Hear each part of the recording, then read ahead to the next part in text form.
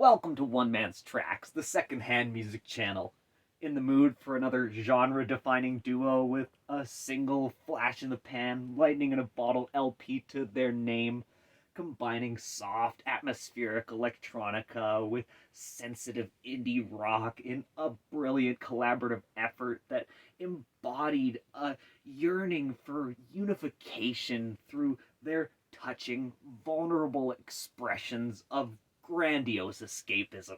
The Postal Service are a band from nowhere.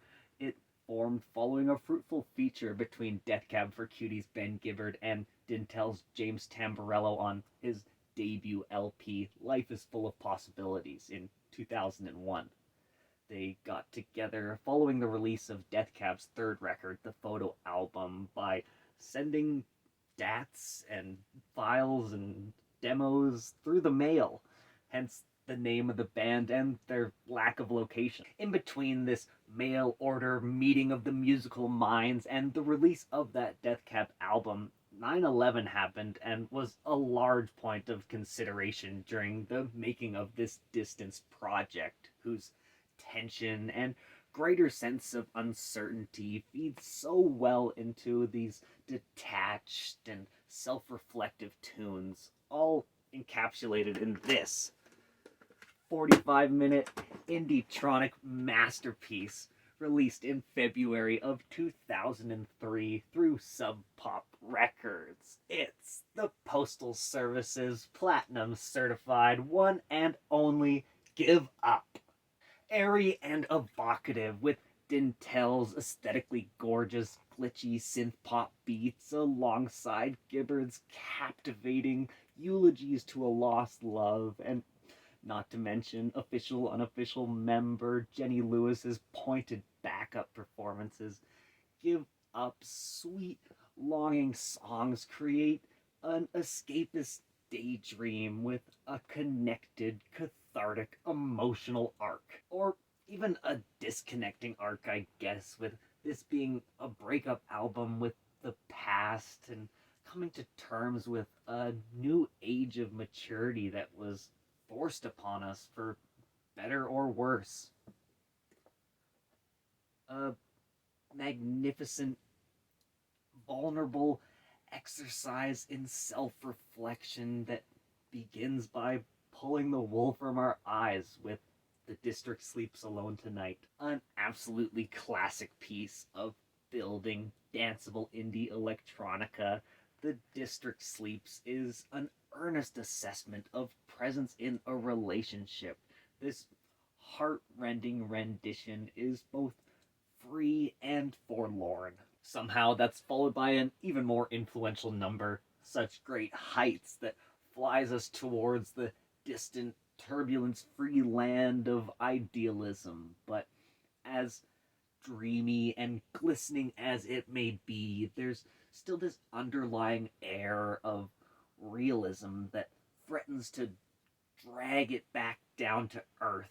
This persistent, permeating, presumptive attitude that is markedly superficial, but oh so subtly overbearing as well. It's an attitude that's almost always cleverly masked by a simple, affecting chorus that gives this whole album an almost sedative feel, like with Sleeping In and its reassured, sheltered viewpoint and an attempt to hide away and convince ourselves that our worries are unfounded. It's like trying to pull that woolen blanket back up over our eyes, but only to realize it's full of holes.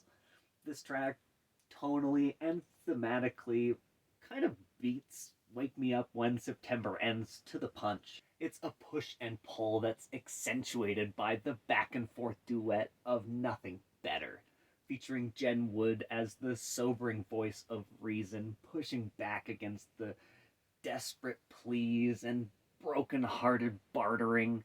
It also features Chris Walla of Death Cab, who toured with the group as well as helped to record all the live aspects of this album, leading us to the record's tense floating centerpiece, Recycled Air. It glides along on a fine balance between nervous anticipation and aloofly unconcerned, quietly observing an uncomfortable but inescapable destiny. It's coming whether you like it or not, so it's best not to hold your breath. Before we then fall fully into disillusionment with Clark Gable acting out a doomed romance. Its fabricated, forced sentiments collide catastrophically in this uncomfortably upbeat synth pop diversion. It's quite revealing in a sort of tongue-in-cheek fashion, manufacturing one last big bang before the catchy catharsis of We Will Become Silhouettes' flowery doomsday comes parading on through.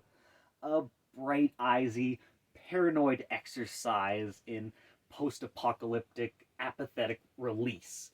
Silhouettes is a masterclass in juxtapositionary songwriting that's spawned a ton of great covers and remixes. If the band does originate from somewhere, then I guess that place would be Seattle, or as Ben Gibbard calls it, this place is a prison.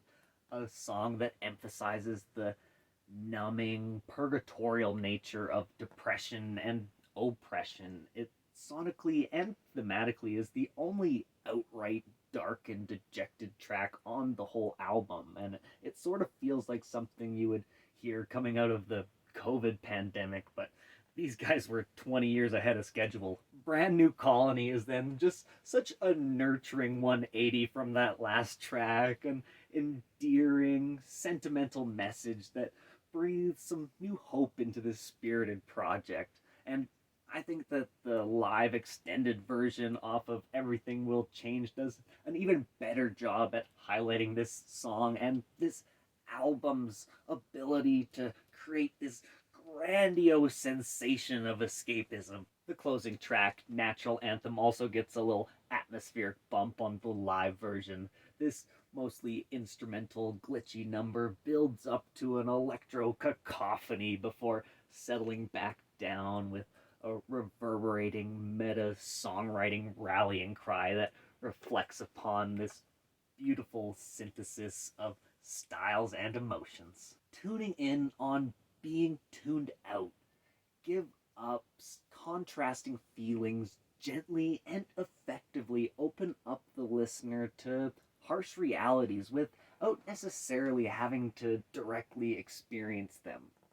It's a self-aware attempt at grounding, but while the floor is lava, it's a impossible sort of lightning in a bottle situation, like I said. In its longing for a foregone world, it's managed to capture an ineffable escape, but one where you can't completely shut yourself away from the world, but enough where it creates a bit of space and detachment from that difficult world where you can be a more casual observer and think about things from your viewpoint up in the clouds. I find it fun and I guess sort of suiting to call this the indietronica version of Mad Seasons Above, an escapist supergroup that bang out one inspired, tapped in album that exceptionally encompasses an era of alternative music. Luckily, these guys are all still around and they've now thrice toured this album. They toured upon release for its 10th anniversary and more recently opening up for Death Cab for Cutie for its 20th anniversary. And man, I can't believe I missed that one too. I'm so late to the game on all these albums every time. Jeez Louise. Maybe I'll get lucky and they'll do a 25th anniversary, but I probably can't even afford to go for that anyways. Living out in the wood has its perks, but there's some drawbacks as well, obviously. Either way, James has continued to release music under the Dintel moniker, and like I mentioned, DCFC is still kicking.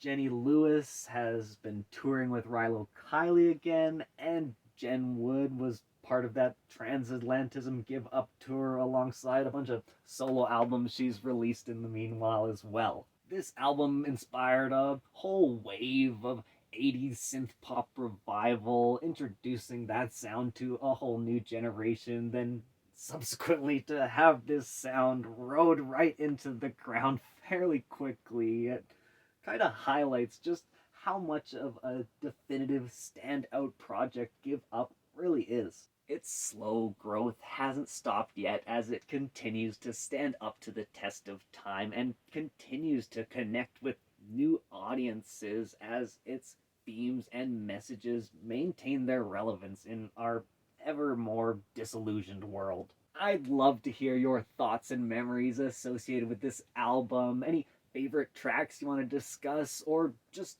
other recommendations for bands and albums to check out down in the comments for me.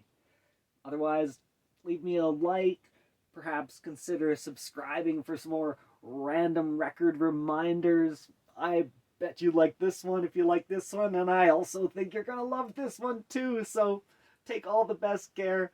I'll see you on the next one, and don't you dare become silhouettes when your bodies finally go. Ba, ba, ba, ba.